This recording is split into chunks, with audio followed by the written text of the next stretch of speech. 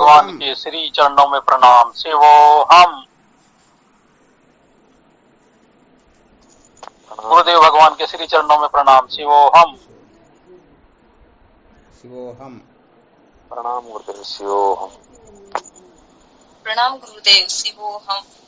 शिवोहम। उनके चरणों को चरण में साष्टांग दंडवत प्रणाम। शिवोहम गुरुदेव। हाँ शिवोहम। शिवोहम गुरुदेव। चरण प्रणाम। शिवोहम। कोटि कोटि हाँ शिवोहम।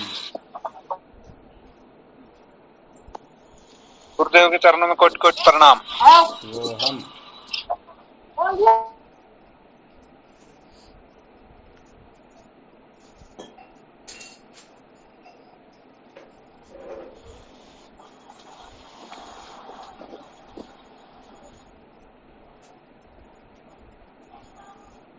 क्या विषय चल रहा था अपना? संसार को बनाए रखकर कभी भी सत्य का साक्षात्कार नहीं किया जा सकता। संसार को बनाए रखकर कभी भी सत्य का साक्षात्कार नहीं किया जा सकता, यही चल रहा था ना।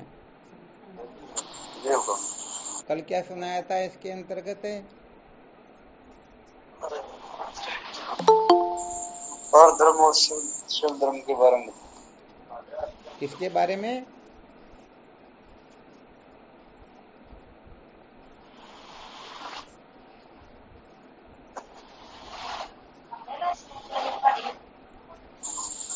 और धर्म और शिव धर्म के बारे में। स्वधर्म और परधर्म के बारे में है ना।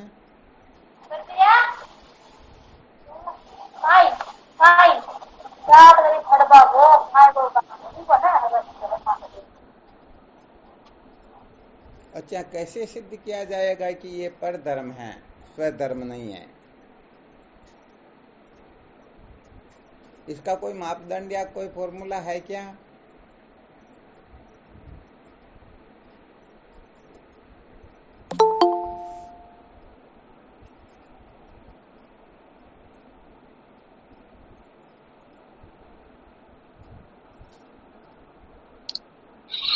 गुरुदेव भगवान के पावन चरणों में कोटि कोटि प्रणाम। ना गुरुदेव भगवान। हाँ शिवोहम।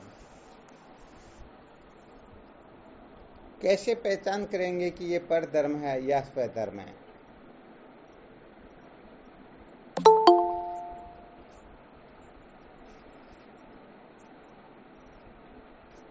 इसका कोई फॉर्मूला बताओ ताकि हम निर्णय कर सके कि इसे स्वधर्म कहते हैं और इसे परधर्म कहते हैं।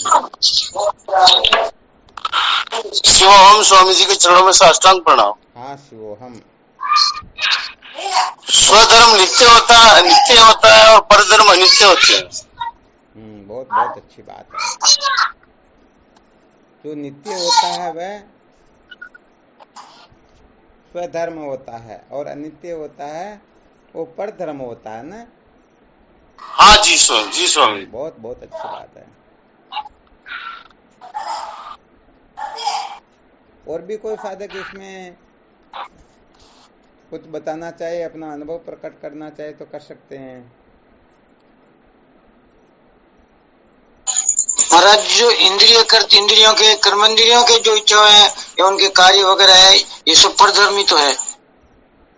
नहीं, परंतु ये तो अपन कहने का मतलब दृष्टांत बता रहे, परिभाषा बताना आपने को, मास्टर चाबी बतानी जिसके अंतर्गत ये सारे के सारे आ जाएंगे। फिर जैसे अभी भवानी शंकर जी महाराज ने बताया ना, जो नित्य हो परधर्म नहीं होता है, जो अनित्य होता है वही परधर्म होता है। अब इसमें से हम अनेक प्रकार के सूत्र निकाल करके निर्णय ले सकते, ऐसे बताना।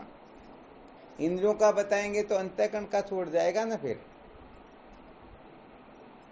शरीर का छूट जाएगा, कुछ न कुछ तो छूट ही जाएगा।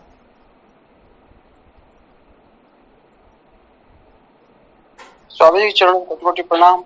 हाँ शिवोहम। गुरुदेव, स्वधर्म जो होते हैं वो सत्य होते हैं और जो परधर्म होते हैं काल्पनिक होते हैं। क्या बात, बहुत बहुत धन्यवाद। ये बहुत अच्छा सूत्र बताया।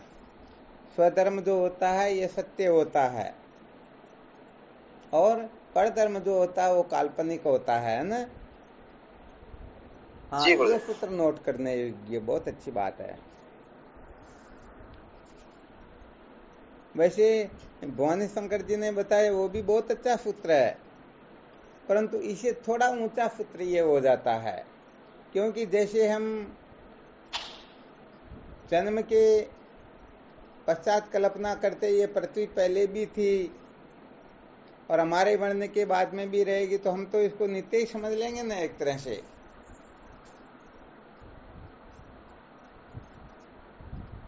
आकाश आदि के धर्म जो उनको भी नित्य समझ लेंगे, इसलिए थोड़ा ये सत्य कह देना ऊंची बात हो जाती है।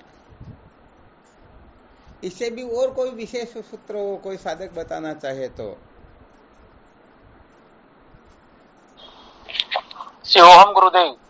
हाँ, शिवोहम।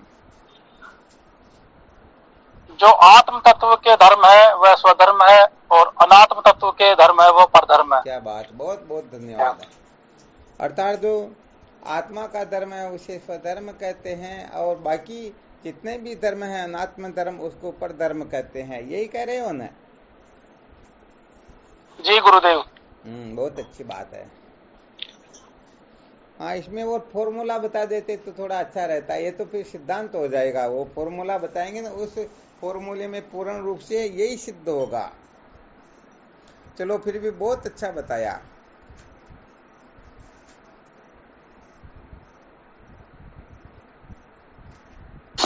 ये आत्मधर्म भी अपना है, बाकी सब अध्यारोपित है, वही परधर्म है। बहुत अच्छी बात है।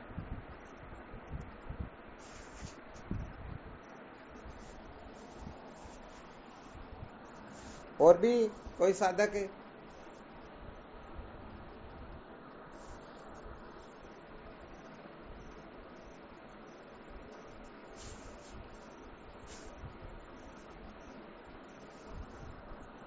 अरे एक एक सूत्र तो सबको बताना चाहिए। गुरुदेव जो पूर्णता की तरफ, गुरुदेव जो पूर्णता की तरफ लेके जाए वो स्वधर्म होता है, जो संसार की तरफ लेके जाए वो परधर्म है। बहुत धन्यवाद, ये भी बहुत अच्छा सूत्र है। जो पूर्णता की ओर ले जाए वह स्वधर्म होता है और जो संसार की ओर ले जाए वह परधर्म होता है। इस फॉर्मूले से भी हम स्वधर्म और परधर्म का निर्णय कर सकते हैं। बहुत अच्छा फॉर्मूला। और भी हाँ, इसी प्रकार से तो फॉर्मूले बताने होते हैं। प्रणाम गुरुदेव। हाँ शिवो, हम बोलो। जिसमें मिलावट होता है वो परधर्म होता है, जिसमें मिलावट नहीं होती है वो स्वधर्म। क्या बात है, बहुत गजब। जिसमें किसी भी प्रकार की मिलावट हो वह परधर्म होता है और जो समस्त मिलावटों से विनिर्मुक्त हो उसे स्वधर्म कहते हैं। बहुत अच्छा सूत्र है, धन्यवाद।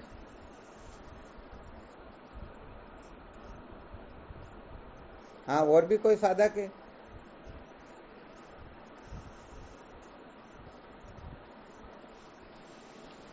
प्रणाम स्वामी जी आपके। हाँ शिवोहम।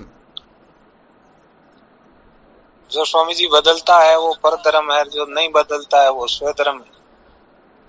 बहुत अच्छी बात है। जो बदल जाता है उसे परधर्म कहते हैं और जो कभी नहीं बदलता वही स्वधर्म होता।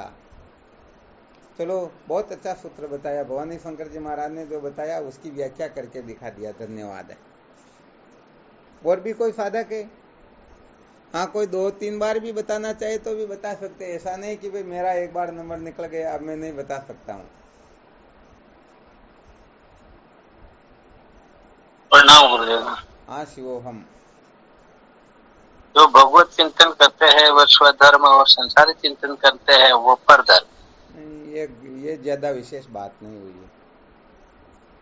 चलो, फिर भी धन्यवाद। पुरुषार्थ तो किया ना। गलती हो जिसकी चिंता नहीं करनी, फिर भी पुरुषार्थ अपने को अवश्य करना है।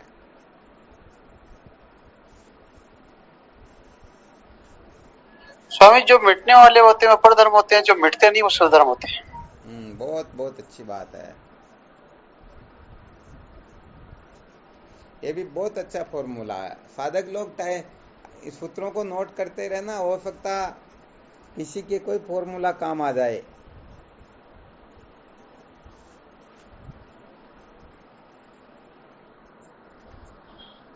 गुरुदेव, जो प्रकाश की ओर लेके जाए वो स्वधर्म है और जो अंधकार की ओर लेके जाए वो परधर्म है।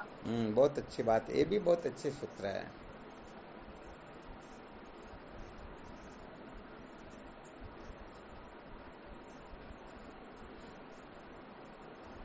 यहाँ पर अपने को स्वधर्म और परधर्म के बारे में ऐसा सूत्र सुनाना है जिसमें संसार का कोई भी जीव उस सूत्र को काम में लेकर के स्वधर्म और परधर्म का निर्णय कर सकता है।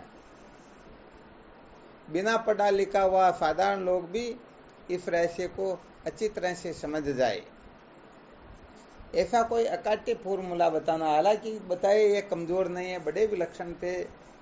कोई भी एक फॉर्मूला अच्छी तरह से अपना करके स्वधर्म और परधर्म का निर्णय कर सकता है।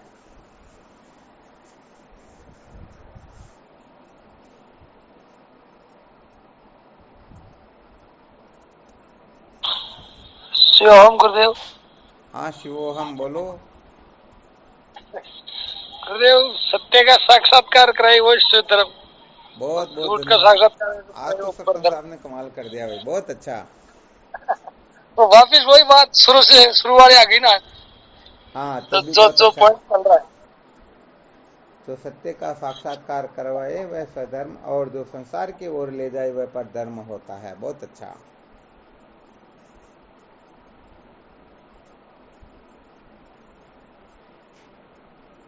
और कौन बताना चाहते हैं?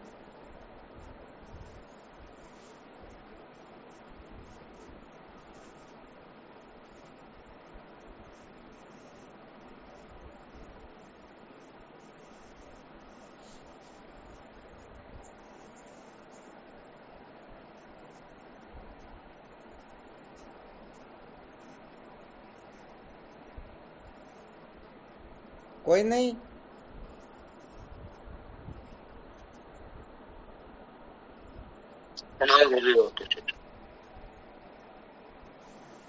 गुरुदेव, जिस धर्म में कोई परिवर्तन नहीं हो, जो सबके लिए एक जैसा, वो स्वधर्म होता है। और जो एक के लिए धर्म होता है, दूसरे के लिए अधर्म होता है, वह परधर्म होता है। अरे वाह, बड़ा विलक्षण फॉर्मूला बताया। जो एक के लिए धर्म होता दूसरे के लिए अधर्म हो जाए वह परधर्म होता है, और जो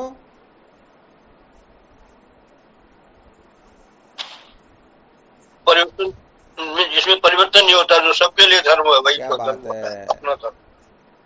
बहुत बहुत अच्छा, ये बहुत अच्छा सूत्र बताया।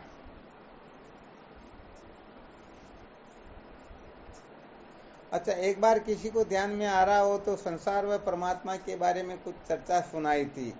संसार इसको कहते हैं और परमात्मा इसको कहते हैं। ध्यान में है क्या थोड़ा बहुत?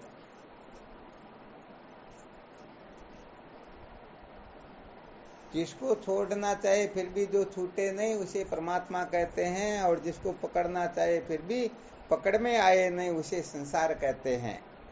ऐसा शायद कभी सुनाया, ध्यान में आ रहा हो तो? गुरुदेव कई बार।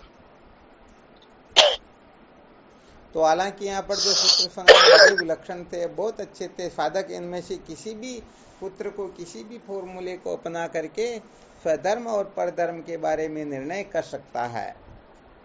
तो इसमें एक फॉर्मूला और बता देते हैं इतने फॉर्मूलों के बीच में। अभी जो बताया ना, बस उसी फॉर्मूले को समझ लीजिए आप। जिन धर्मों को हम छोड़ना चाहे फिर भी जो छूट सके ही नहीं, चाहे कुछ भी क्यों न कर लो, फिर भी जिसका त्याग होता ही नहीं उसे स्वधर्म कहते हैं। और जिन धर्मों को अपन रखना चाहे, पकड़ करके बैठना चाहे, फिर भी जो छूट जाए उसे कहते हैं परधर्म।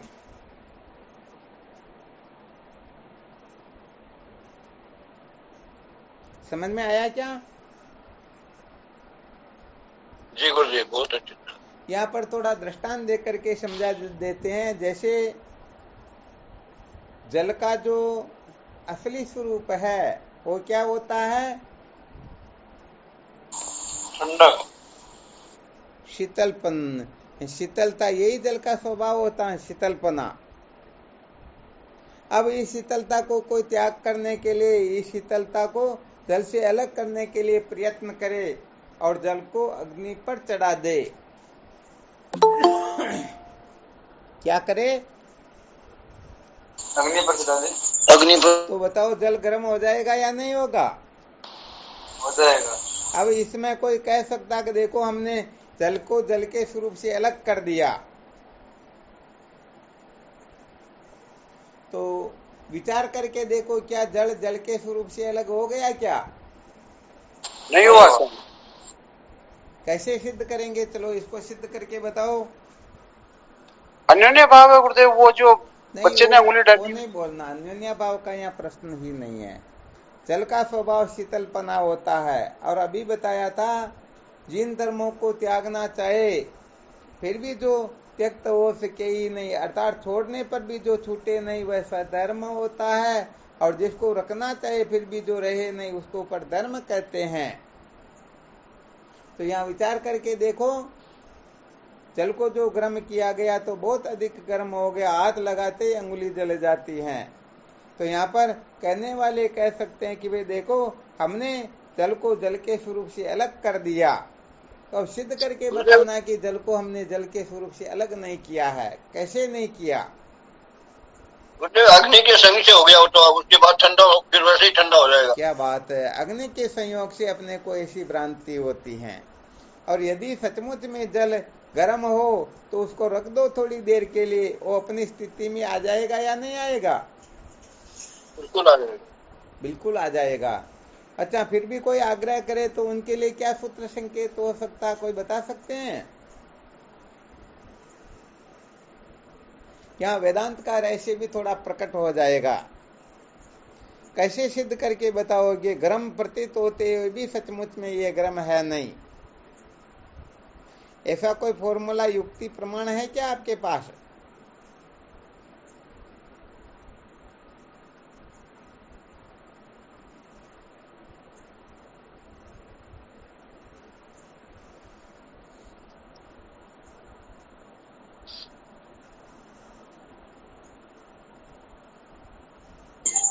जैसे महाराज जी, जैसे उसको उंगली डालते हैं वो तो गर्म तो है ही। हाँ बिल्कुल गर्म हो, स्पष्ट प्रत्यक्ष प्रतीत हो रहा हो। तो वो तो फिर उसको क्या सिद्ध करना? तो उंगली डाल करके बता रहा, देखो हमने जल के स्वभाव को बदल दिया। परंतु अपने को सिद्ध करके बताना है कि जल वास्तव में शीतल ही होता है।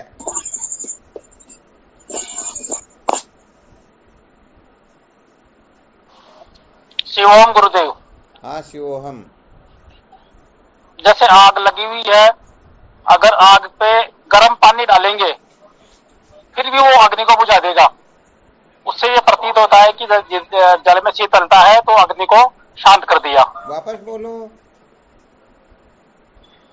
जैसे आग लगी हुई है और आग को बुझाने के लिए गर्म पानी, जैसे गर्म किया हुआ पानी है, बिल्कुल बिल्कुल, फिर भी अग्नि पे डालेंगे उसको, फिर भी वो अग्नि बुझ जाएगी। बहुत बहुत धन्यवाद, कितना अच्छा फॉर्मूला निकाला, बहुत बहुत अच्छा।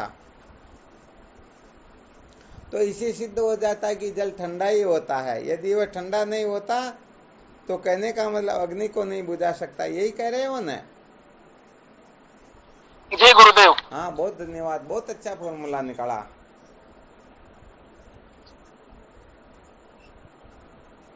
और भी कोई दूसरा ऐसा फॉर्मूला बताओ जिससे भी यही बात सिद्ध हो जाए। जल को जल ही सिद्ध करना या ठंडा सिद्ध करना? ठंडा सिद्ध करना उसको। तो जल वास्तव में शीतल ही होता है, ठंडा ही होता है।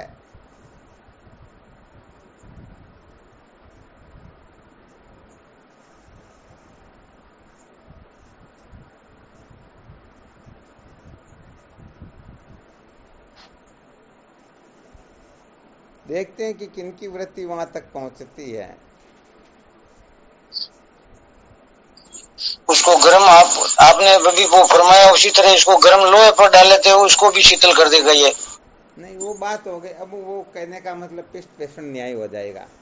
और दूसरी युक्ति से सिद्ध करके बताना। यमराज जी ने जो बता दिया ना, वो युक्ति सिद्ध हो गई। अब अपने को कोई दूसरा फॉर्मूला अपनाना, चाहे वो तो गर्म लोहा हो, चाहे अग्नि हो, चाहे कुछ भी, वो बात तो एक ही होती है।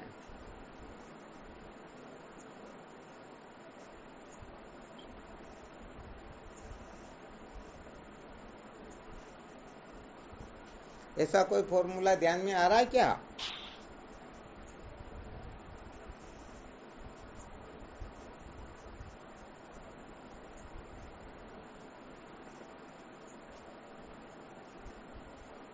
नहीं आ रहा है ना?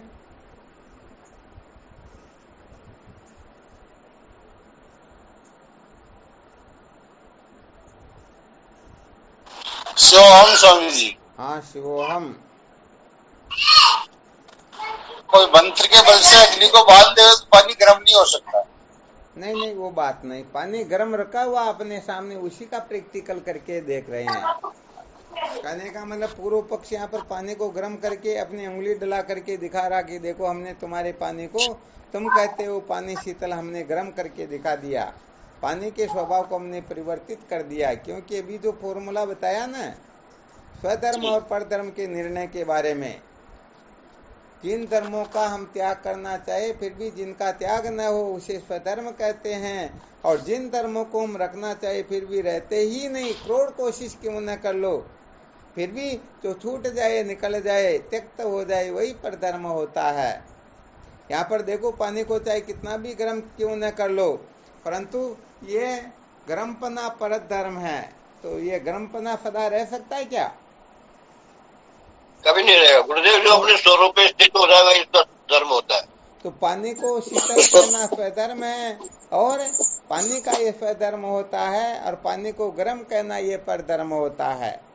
परधर्म बदलने वाले होते हैं। परधर्म को हम रखना चाहे फिर भी ये रह सकते ही नहीं। थोड़ी दूर में उसको वापस ठंडा हो जाएगा महाराज जी। अब यहाँ पर सिद्ध करके बताना अपने को कि पानी का स्वधर्म शीतलपना ही है। क्योंकि यहाँ पर अंगुली लगाते ही हाथ जल रहा, तो फिर अब वो स्वधर्म कहाँ गया, कैसे क्या हुआ, इसका अच्छी तरह से स्पष्टीकरण करके रहस्य को समझाना है। नहीं, एट प्रेजेंट तो वो गर्म ही है। उसको 5-10 मिनट थोड़ा परात में कहीं रख दिया तो वापस वो शीतलता अवस्था में आ जाएगा। पानी के गर्म होते हुए भी उसे शीतल सिद्ध करके बताना है। अभी जैसे अग्नि पर डाल करके बुझा करके बताया ना, उसी प्रकार का ऐसा फॉर्मूला बताना जिसे वेदांत तत्व भी सिद्ध हो जाए, वेदांत का रहस्य भी प्रकट हो जाएगा इस फॉर्मूले से।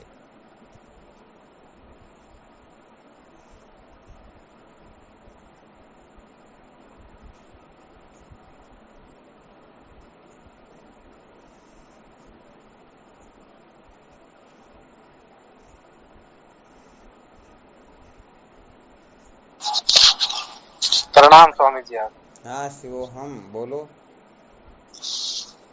एक तरफ आग हो और एक तरफ जल हो, अच्छा, गर्म किया हो चाहे तो उसमें आग में तो लकड़ी डालते वो जल जाती है, जल में डालो वो जलती नहीं है। ठीक बात है। इसी से ही सिद्ध होता है एक बात तो कि भाई ये गर्म नहीं है। नहीं, परंतु ये युक्ति बिल्कुल नियम से विरुद्ध हो गई। क्योंकि लकड़ी नहीं जल रही परंतु अपनी तो अंगुली जल रही ना, वो प्रत्यक्ष हो रहा है, और गर्म है तभी तो जल रही है। यदि वास्तव में शीतल होता जल तो अंगुली भी नहीं जलनी चाहिए थी। ये फॉर्मूला तो आपके हाँ, आप भी बोल के गुरुदेव। जो आदि अंत में होता है मध्य में भी वही होता है।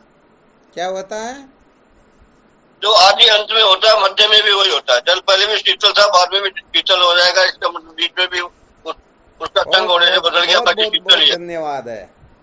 बस इसी फॉर्मूले की ओर इशारा था। इसीलिए तो कह रहे हैं कि साधक कितने अलर्ट रहते हैं, इसे वेदांत की सिद्धि भी हो जाएगी। अरे भाई, ये तो जिज्ञासुओं के हृदय में सदा सर्वदा ऐसे सूत्र तो अच्छी तरह से प्रकट हुए होने चाहिए। बस इसी फॉर्मूले की ओर इशारा कर रहे थे। इस संसार में ऐसी कोई वस्तु है ही नहीं जो आदि अंत में हो और मध्य में न हो। जो आदि अंत में नहीं होती वह मध्य में भी नहीं होती हैं। जैसे गिलास के बनने से पहले स्टील थी, गिलास के बिगड़ने के पश्चात स्टील, तो बीच में भी स्टील है या नहीं है? तो ऐसे ही जल गर्म होने से पहले क्या था? शीतल था। और ठंडा होने के पश्चात क्या रहेगा? जल्दी रहेगा। बहुत बहुत धन्यवाद। आज सचमुच में मोहनानंद जी महाराज का प्रमोशन हो गया भाई, धन्यवाद है। ऐसी समझ साधकों की होनी चाहिए, ऐसे सूत्रों की पकड़ होनी चाहिए, तब जाकर के समझो हम सचमुच में ब्रह्म विचार कर रहे हैं। इसका मतलब नहीं महाराज जी, आपने तो फरमाया था ना कि उसकी एट प्रेजेंट इसकी शीतलता सिद्ध करो, तो सिद्ध हो गई नहीं है। जो आदि अंत में होता वही मध्य में होता। इस संसार में कैसा भी भेदवादी कोई भी क्यों ना हो, वह निश्चित रूप से कहने का मतलब इसको स्वीकार करेगा। हाँ, ये गिलाफ जो है आकृति भले इसकी दिख रही है, परंतु गिलाफ होते हुए भी गिलाफ कहाँ पर, ये तो स्टील ही तो है ना। तो महाराज ये तो मैंने निवेदन किया कि थोड़ी देर बाद में अपने आप ही उसी अवस्था में आ जाएगा। ये थोड़ी देर बाद आ जाएगा, परंतु थोड़ी देर पहले ये भी तो कहना चाहिए, उत्तर तो पूरा होगा तभी माना जाएगा ना। नहीं, वो तो बात शायद कि पानी का है तो गुण है, वो आदि मंदी वही होगा। बहुत सारे कह रहे थे पहले ठंडा था, बहुत सारे कह रहे थे बाद में ठंडा हो जाएगा। बिल्कुल सत्य, गलत थोड़े कह रहे हैं इसको। परंतु जब सूत्र बताना हो सिद्धांत के लिए, जिसे सिद्धांत का सिद्धांत प्रकट होता हो, जिसे रहस्य अच्छी तरह से समझ में आता हो, इसकी जगह पर तो सूत्र को पूरा का पूरा बोलना होगा। तो जो वस्तु आदि अंत में होती है वही मध्य में होती है। इस नियमानुसार जल जो है पहले भी ठंडा था, बाद में भी ठंडा रहेगा। इस दृष्टि से देखा जाए तो वर्तमान में भी ठंडा ही है। हम भले ही उसको गर्म अनुभव कर रहे हैं, परंतु सचमुच में वह गर्म है नहीं।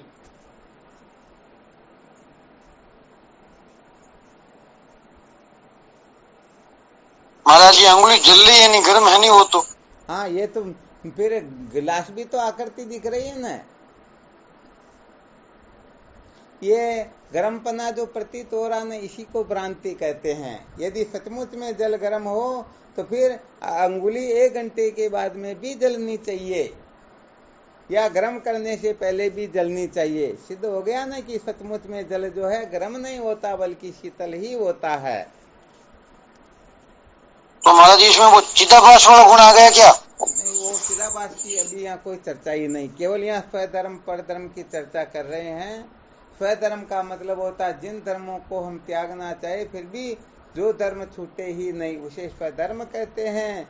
और जिन धर्मों को हम रखना चाहे फिर भी रहे नहीं, उसको परधर्म कहते। इतना ही रहस्य अपने को समझना। यहाँ जल का जो दृष्टांत दिया गया वो केवल रहस्य को समझाने के लिए, ऐसा यहाँ कैसा भी दृष्टांत दे सकते, ऐसी कोई बड़ी बात नहीं है।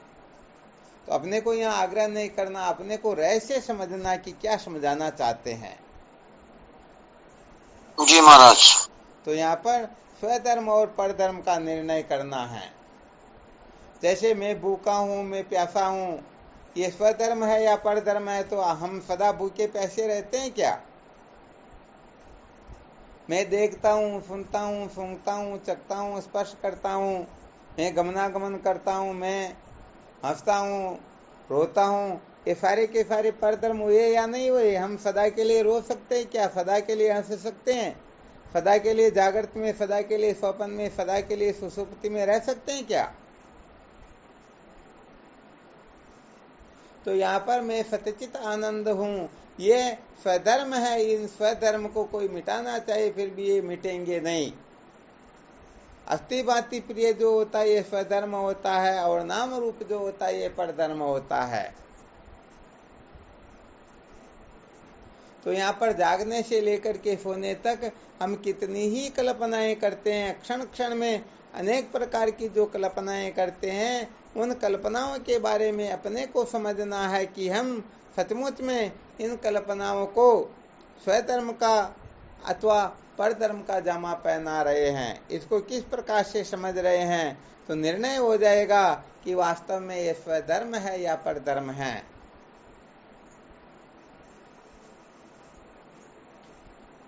आ गया समझ में? जी महाराज जी। यही रहस्य अपने को समझना है। तो अब विचार करके देखो, देह के धर्मों को देख लीजिए, इंद्रियों के धर्मों को देख लीजिए, प्राण के धर्म को देख लीजिए, मन के धर्म को देख लीजिए, बुद्धि के धर्म को देख लीजिए, सबके धर्म को देख लीजिए। क्या ये सदा के लिए रहने वाले हैं क्या? अरे मन सदा सुखी रह सकता है क्या? सदा दुखी रह सकता है क्या? नहीं, परिवर्तन होता है। वो तो पल पल चेंज होता रहता है महाराज। परिवर्तन होता रहता है ना जी गुरुदेव। प्रतिक्षण होता रहता है। परिवर्तन होता रहता है, इसका मतलब ये अपना धर्म नहीं है। क्योंकि अपना धर्म जो है कभी परिवर्तित होता ही नहीं, और इंद्रियों के धर्म जो है ये बदलते रहते हैं। कभी हम ज्यादा देख सकते हैं, कभी हम कम देखते हैं, कभी बिल्कुल भी नहीं देख सकते हैं। तो ये इंद्रिय धर्म हुआ ना। इंद्रिय कमजोर होती है तो कम देखेगी, और यदि बिल्कुल इंद्रिय निरोग है तो स्पष्ट देख पाएगी। तो ये देखना इंद्रियों का धर्म हुआ, न कि अपना धर्म हुआ। बस यहाँ पर जितने भी देह इंद्रियों के धर्म हैं, इन सब धर्मों को परधर्म कहा जाता है। और इन परधर्मों को कोई धारण करता है तो फिर उसे भयभीत होना होता है, उसे दुखी होना होता है। यही तो अपना विषय चला था, परधर्मो भयावह है। जो दूसरों के धर्मों को धारण करेगा उसे भयभीत होना ही पड़ेगा। यहाँ पर थोड़ा ऐसा समझ लीजिए कि हम जैसे समझो इंद्रिय के धर्मों को धारण करें, पकड़े तो सदा पकड़े रह सकते हैं क्या?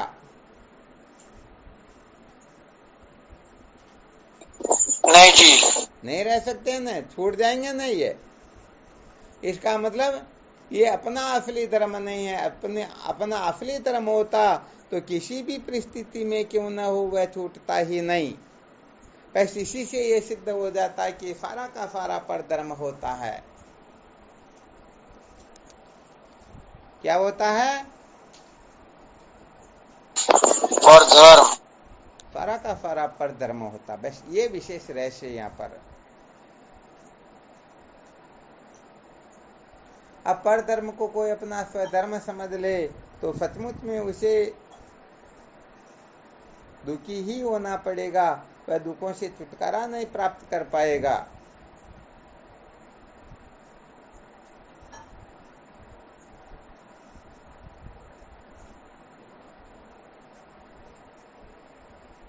क्योंकि यही सिद्ध करके बता दिया गया है कि परधर्मो भयावह है, दूसरों का धर्म भयभीत करने वाला होता है। अरे भाई, शरीर का धर्म होता जन्मना मरना। हम इस शरीर के धर्मों को धारण कर ले, मैं जन्मता हूँ, मैं मरता हूँ, तो बताओ मरने से हमको भय लगेगा या नहीं लगेगा? लगेगा ही। और समझ ले ये शरीर का धर्म है, शरीर जन्मता है, शरीर मरता है, तो बताओ शरीर के मरने से अपने को भय लगेगा क्या? नहीं जी, अपन शरीर है ही नहीं तो क्या लगेगा। धर्मों को इस प्रकार से अपने को समझना है। यदि हम किसी के धर्मों को धारण करेंगे तो निश्चित रूप से कहने का मतलब भयभीत होना होगा, दुखी होना होगा। और यदि हम समझ लें कि ये मेरे धर्म नहीं है, ये तो इंद्रियों के धर्म है, तो बताओ हमें किसी भी प्रकार का दुख तकलीफ होगा क्या?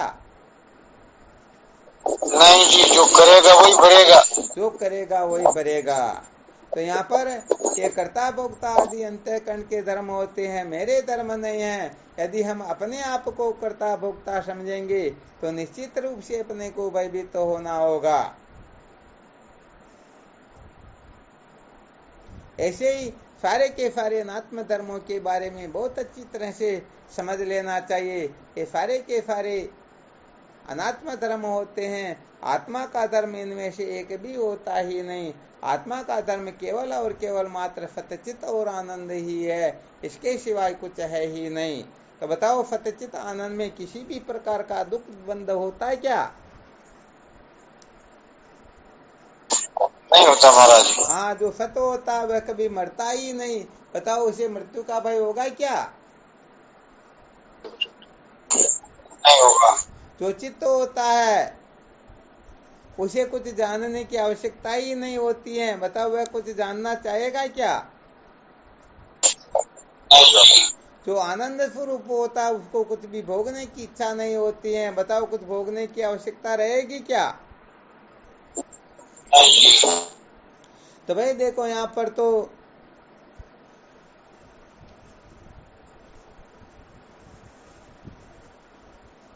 करने में, जानने में, पकड़ने में, छोड़ने में भय ही भय होता है। इसलिए इन अनात्म धर्मों को जब हम अपना धर्म समझ लेते हैं, समझो उसी समय हम दुखी हो जाते हैं, उसी समय दुखों की प्रक्रिया शुरू हो जाती है। इसलिए साधकों को कुल मिलाकर के इस रहस्य को बहुत अच्छी तरह से समझ लेना है कि इंद्रियों के धर्मों को इंद्रियों के धर्म ही समझे। जब हम इंद्रियों के धर्मों को इंद्रियों के धर्म ही समझ लेंगे तो कहने का मतलब इंद्रियां अपने अपने विषयों में बढ़ते या न बढ़ते, मैं इन दोनों का, इनका भाव और अभाव दोनों का ही अधिष्ठान हूँ, दोनों का ही साक्षी हूँ, दोनों का ही प्रकाशक हूँ, मैं दोनों का ही साक्षी चेतन आदि हूँ। तो बताओ, इंद्रियों के विषयों की ओर प्रवृत्त होने से अथवा अप्रवृत्त होने से अपना कुछ बनेगा या बिगड़ेगा क्या? नहीं जी, वो तो बस बात करते हो, उदासीन रहेगा। हाँ, ऐसा समझो कि तेजाब की भले अनंत अनंत बारिश क्यों न हो जाए, फिर भी आकाश का कुछ बनता बिगड़ता क्या? नहीं बिगड़ता न। तो सच्ची बात यह है कि हम दिन भर में हजारों बार शोक स्थान सहस्राणी भय स्थान स्थानी च दिवसे दिवसे मूढ़म अभिसंति न पंडितम, दिन भर में हजारों बार रोते दुखी होते पागल होते पता नहीं क्या क्या करते हैं। तो विचार करके देख लेना, उस समय हम अनात्म धर्मों को, इंद्रियों के धर्म को, देह के धर्म को, अंतःकरण आदि के धर्मों को हम अपना मान लेते हैं, हम अपने आप को उसी प्रकार का देखते हैं। वैसे यही कारण होता है कि अपने को दुखी होना होता है। और कोई कारण हो सकता है क्या? और कोई कारण नहीं महाराज जी, मानने से कारण होता है, दुख होता है। मानने से होता ना। तो बस ये निश्चित समझ लो, जिस समय हम दूसरों के धर्मों को धारण करेंगे उसी समय अपने को भयभीत होना होगा। और जब हम अपने धर्म में स्थित हो जाएंगे, अरे भाई अपने खेत पर बैठे हुए हैं, कोई कुछ गड़बड़ घोटाला होगा क्या? कुछ नहीं। और दूसरों के खेत में जाकर के उसका मालिक बनना चाहे तो मुश्किल ही है। तो चढ़ाचढ़ लाठियां भी तो चल सकती है ना। तो यहाँ इतना समझाने का तात्पर्य यही है कि अपने धर्मों को धारण करो, अपने धर्म पर तो मर जाना भी श्रेष्ठ होता है, दूसरों का धर्म भयभीत करने वाला होता है, अतः दूसरों के धर्मों को कभी भी धारण नहीं करना है। हाँ, शरीर का धर्म होता है पुरुषपना अथवा स्त्रीपना।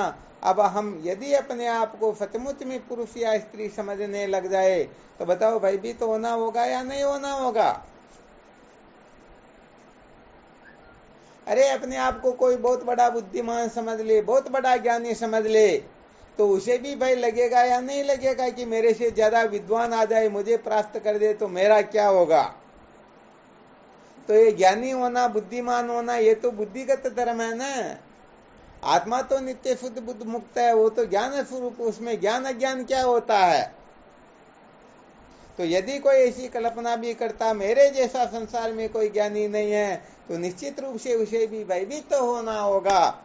मेरे जैसा कोई धनवान नहीं है, मेरे जैसा शक्तिशाली कोई नहीं है, मेरे जैसा ऐसा अनंत अनंत अनंत कल्पना क्यों न करे, निश्चित रूप से उसे भयभीत होना ही होगा। पक्का है या कच्चा? बिल्कुल पक्का। हाँ, चाहे किसी भी क्षेत्र में अभिमान करके देख लेना, निश्चित रूप से भयभीत होना होगा। और आप निश्चय कर लो, मैं सच्चिदानंद अद्वितीय ब्रह्म हूँ। बताओ, दुख मृत्यु भय आदि स्वप्न में भी स्पष्ट कर सकते हैं क्या? नहीं कर सकते। हाँ, बिल्कुल सत्य बात है। इसलिए अपने धर्मों को धारण करो, अपने धर्मों को धारण करेंगे तो हम सदा सदा के लिए कृतार्थ हो जाएंगे। और दूसरों के धर्मों को धारण करेंगे तो निश्चित रूप से रोने पछताने के सिवाय, पतन के सिवाय, पछताने के सिवाय अंत में कुछ भी मिलने वाला है ही। हाँ, बस इस बात को बहुत अच्छी तरह से धारण करो। जिस प्रकार से राम के कपड़े पहन करके रामलीला में कोई राम बन जाता है, रावण के कपड़े पहन करके रावण बन जाता है। अब यदि वह सचमुच में अपने को राम रावण समझने लग जाए तो वह परधर्म हुआ या स्वधर्म हुआ? परधर्म हुआ। हाँ, वहाँ स्टेज के ऊपर जब वो नाटक करेगा तो लोग तालियां बजाएंगे, पैसे देंगे, उनकी जय जयकार करेंगे। और स्टेज के कार्य के पूर्ण होने के बाद में यदि कोई राम रावण बन करके शहर में घूमेगा तो लोग उसे पागल या मूर्ख कहेंगे या नहीं कहेंगे? बिल्कुल कहेंगे। हाँ, बस यही बात यहाँ पर होती है। तो अपने को कुल मिलाकर के स्वधर्म और परधर्म की बहुत अच्छी तरह से पहचान करनी है, अच्छी तरह से अपने को समझ में आ जाना चाहिए कि स्वधर्म क्या होता है, परधर्म क्या होता है। तो यहाँ पर छोटी से छोटी कक्षा से लेकर के मैं ज्ञानी हूँ, चाहे तत्व ज्ञानी हूँ, ब्रह्म ज्ञानी हूँ या कैसा भी ज्ञानी क्यों न हो, ये भी परधर्म होता है। यदि इसको भी कोई अपने अभिमान का विषय बनाएगा तो निश्चित रूप से उसे भी भयभीत होना होगा। श्रुति माता संकेत करती है ना, ब्रह्म तम परादात यो न्यत्रात्मनो ब्रह्म वेद, अर्थात ब्राह्मण को कोई अपने से भिन्न समझेगा तो ब्राह्मण उसे प्राप्त कर देगा, कोई क्षत्रिय को अपने से भिन्न समझेगा, क्षत्रिय उसे प्राप्त कर देंगे, वैसे ही वैश्य को अपने से भिन्न समझेगा, वैश्य उसे प्राप्त कर देगा। और यदि कोई शूद्र को आत्मा से भिन्न समझता है, अपने से भिन्न समझता है, तो शूद्र उसे प्राप्त कर देंगे। ऐसे ही वेदों को, देवों को, किसी भी वस्तु को अपने से भिन्न समझेगा, भूत प्रेत को भी अपने से भिन्न समझेगा तो भूत प्रेत उसे प्राप्त कर देंगे, उसे भयभीत कर देंगे।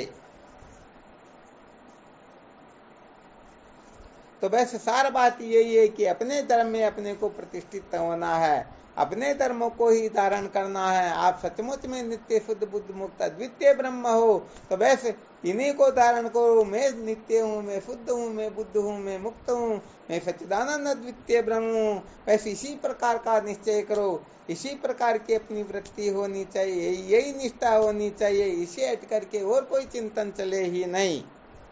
अथवा देह इंद्रिय प्राण मन बुद्धि के धर्मों को धारण करोगे तो सच्ची बात है, यहाँ पर पग पग पर फिर भयभीत ही होना होगा, भय ही भय रहेगा। शांति तो सपने में भी मिलने वाली है ही नहीं।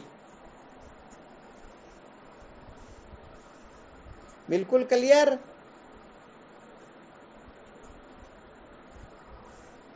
बिल्कुल क्लियर। तो चलो, बहुत बहुत धन्यवाद। करो फिर चिंतन मनन, कल फिर विचार करेंगे। शिवोहम।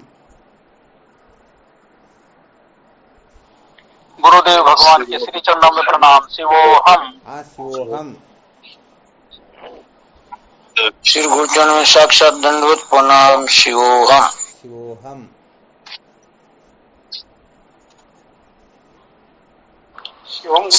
चरणों में साष्टांग प्रणाम। शिवोम चरण पर शिवोहम को प्रणाम। गुरुदेव को प्रणाम। हाँ, शिवोहम। शिवोहम गुरुदेव। आप गुरुदेव। शिवोहम। श्री गुरुदेव भगवान के पावन चरणों में कोट कोट प्रणाम। प्रणाम गुरुदेव भगवान आपके पावन शिवोहम।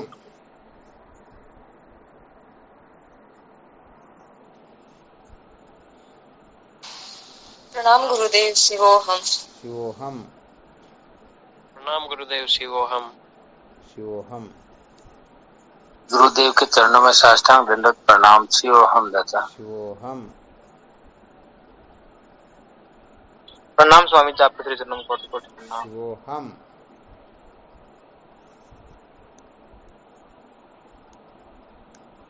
स्वामी जी के चरणों में कोटि कोटि प्रणाम। हाँ, शिवोहम।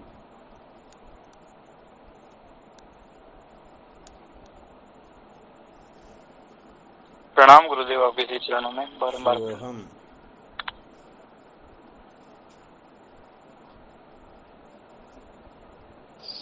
कोटि कोटि प्रणाम स्वामी जी, आपके श्री चरणों में। शिवोहम। प्रणाम स्वामी। शिवोहम। शिवोहम। कोटि कोटि प्रणाम स्वामी जी, आपके श्री चरणों में। शिवोहम।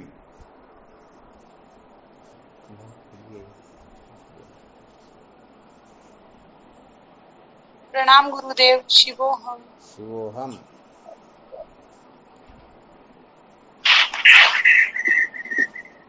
गुरु जी आपके चरणों में कोटि कोटि प्रणाम। शिवोहम। शिव।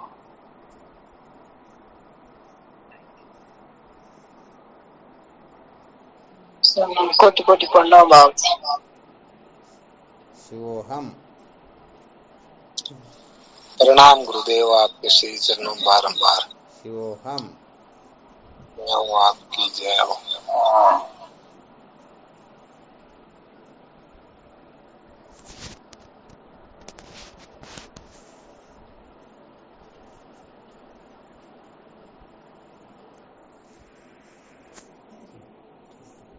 चलो ठीक।